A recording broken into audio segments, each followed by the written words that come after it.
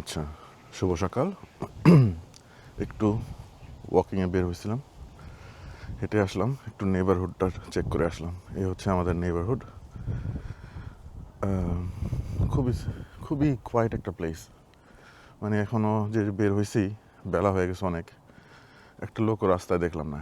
দুই একটা গাড়ি গেল সামনে দিয়ে, বাট অবশ্য সানডে আজকে, তো সানডেতে এমনও আমি যে এলাকায় থাকি ওই এলাকাতেও সেমই, মানে লোকজন দেখাই যায় না। মনে হয় যে সবাই ওই করোনার টাইমে যে কোয়ারেন্টাইনে ছিল, ওই কোয়ারেন্টাইন টাইমের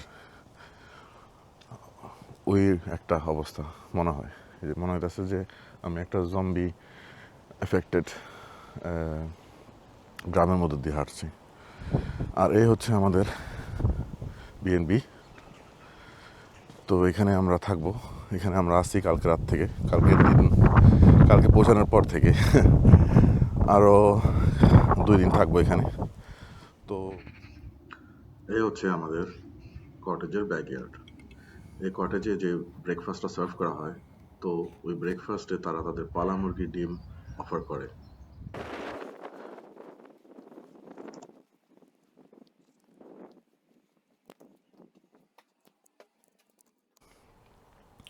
অনেকটাই ভিন্টেজ কজি স্টাইলে বানানো এখানকার।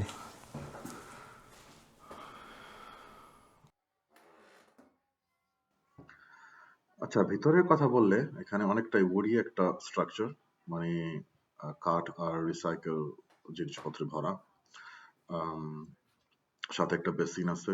তো এখানে থাকার জন্য যা যা দরকার,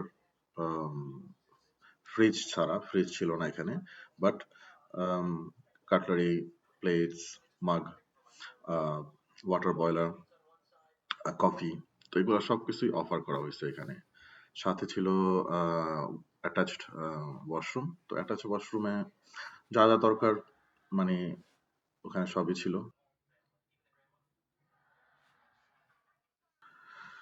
খুবই কমফোর্টেবল ডাবল বেড ছিল, একটা একটা সোফা ছিল। স্নোই অ্যান্ড কোল্ড ওয়েদারে এরকম একটা কজি কটেজ সত্যি কমফোর্টেবল। তো আমরা এখন বের হচ্ছি, আম, বের হব ফ্রান্সের দিকে। তো চলুন।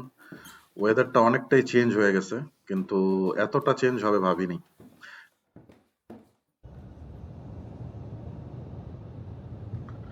বের হতেই দেখলাম একটা রেইনি ওয়েদার। সকালে কিন্তু এরকম ছিল না। রেইনি দেখতে দেখতে স্নো শুরু হয়ে গেল। যাই হোক, ওয়েদারটা এনজয়েবল ছিল। তারপর আমরা কিছুক্ষণ ড্রাইভের পর আমরা ফ্রান্সের বর্ডার ক্রস করলাম। তারপরেই আমরা চলে আসলাম আমাদের প্রথম গন্তব্যতে। এটা একটা ওয়ার্ল্ড ওয়ার সেমেট্রি।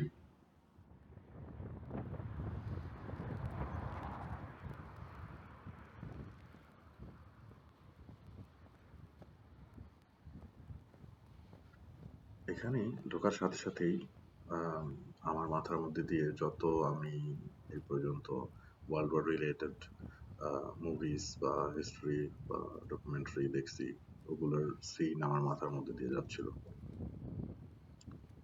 ওয়েদারের কারণে কিনা জানি না, বাট এখানে ঢোকার সাথে সাথেই একটা ডিফারেন্ট ভাইব ফিল হচ্ছিল। এখানে সোলজারদের পরিচয় দেওয়া আছে।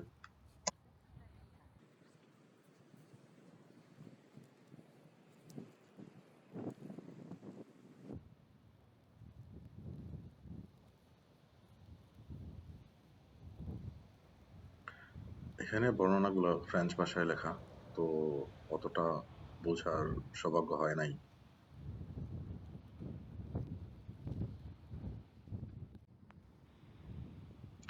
এই জিনিসটা একটু অবাক করছে আমাকে। এখানে অনেক ঘোরার পর দেখলাম কিছু মুসলিম সোলজারদের নাম।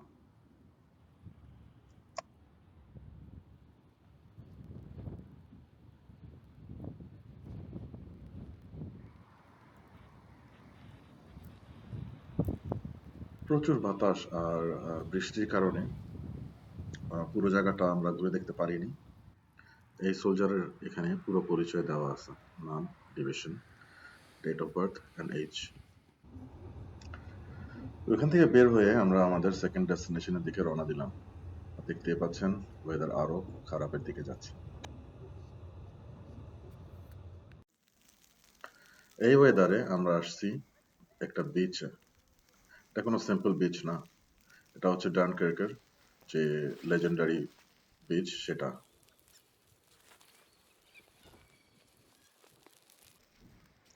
ডানকার্ক নামের একটা হলিউড মুভি আছে, যে মুভিটা আমি অনেকবার দেখছি। তো এখানে আসার পর ওই মুভির কথাটা অনেক মনে পড়তেছে, ওই সিনগুলো মনে পড়তেছে। এই স্নোই ওয়েদারে, এই উইন্ডি ওয়েদারে আমরা প্রায় 40 মিনিট হেঁটে যাব সেকেন্ড ওয়ার্ল্ড ওয়ার বাংকার দেখতে।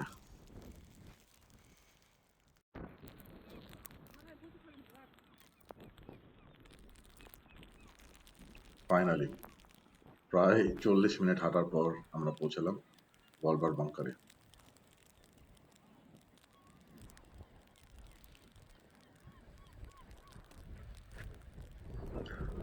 ওই যে দূরে একটা জিনিস দেখা যাচ্ছে, ওটা হচ্ছে একটা শিপ রেকেজ। এটা ওয়ার্ল্ড ওয়ারে পানি সাপ্লাইয়ের কাজ করত। এখানে ছোট বড় অনেকগুলো বাংকার আছে, কিছু বাংকার নিচে ডেবে গেছে, কিছু বাংকার স্যান্ড দিয়ে ভরা, মানে বালু দিয়ে ভরা, আর কিছু এখনো ইনট্যাক্ট আছে। ঘুরে ঘুরে অনেকগুলা বাংকার দেখলাম, কয়েকটার ভিতরে গিয়ে দেখলাম, কয়েকটার উপরে উঠে দেখলাম। অনেকগুলার ভিডিও করা হয় নাই, বা ভিডিও করলেও ভিডিওগুলা এখানে আপলোড করা যাবে না কিছু কারণে।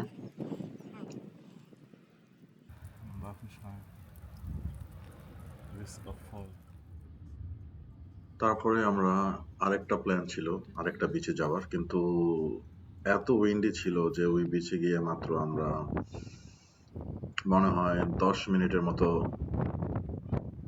টাইম স্পেন্ড করতে পারছি। তারপর ওখানে যেহেতু মানে থাকার মতো, দাঁড়ানোর মতো অবস্থা ছিল না, তাই আমরা ওখান থেকে বের হয়ে বাসার দিকে রওনা করলাম। দেখতেই পারছেন ওয়েদারের অবস্থা, রাস্তা অনেক স্লিপারি ছিল, তাই স্লোলি গাড়ি চালিয়ে যাচ্ছি। এখন আসি মেইন বিষয়, রাতের খাবার। রাতের খাবার বলতে গেলে মিড নাইট স্ন্যাক, কারণ দুপুরের পর আর কোনো খাওয়া হয়নি। এই আওয়াজটাই বেস্ট। দেখেন এখানে এখন অলরেডি বাটার মেল্ট হওয়া শুরু হয়ে গেছে। ছোট্ট মেনু, ছোট্ট মেনুতে আজ আছে বিফ স্টেক আর সাথে কিছু সাইড ডিশেস। একটা সমস্যা হয়ে গেছে, কারণ আমরা সাথে করে সিজনিংস নিয়ে আসিনি। তো যে মশলা টশলা উপরে দিব কিছু, বা সল্ট পেপার কিছুই ছিল না। তো যা ছিল ওইটা দিয়েই ইম্প্রোভাইজ করে স্টেক আমাদের রেডি। হালকা রেস্ট হোক, ওই টাইমে আমরা তো এটা হচ্ছে আমাদের সেকেন্ড বিফ স্টেক, এটাও রেডি। আমরা প্যানেনি গ্রিল দিয়ে স্টেক বানালাম। এটা হচ্ছে আমাদের সাইডসে ছিল রাইস এন্ড ভেজিটেবল স্টিমড, আর কিছু ব্রেড। দেখতে খারাপ না, মানে মিডনাইট স্ন্যাক হিসাবে দারুণ।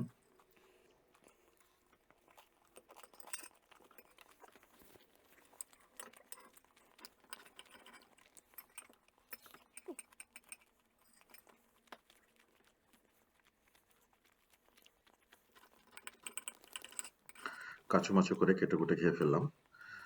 ভিডিওটা ভালো লাগলে সিরিজের বাকি ভিডিওগুলো অবশ্যই দেখবেন। Thanks for watching. সুস্থ থাকবেন, ভালো থাকবেন।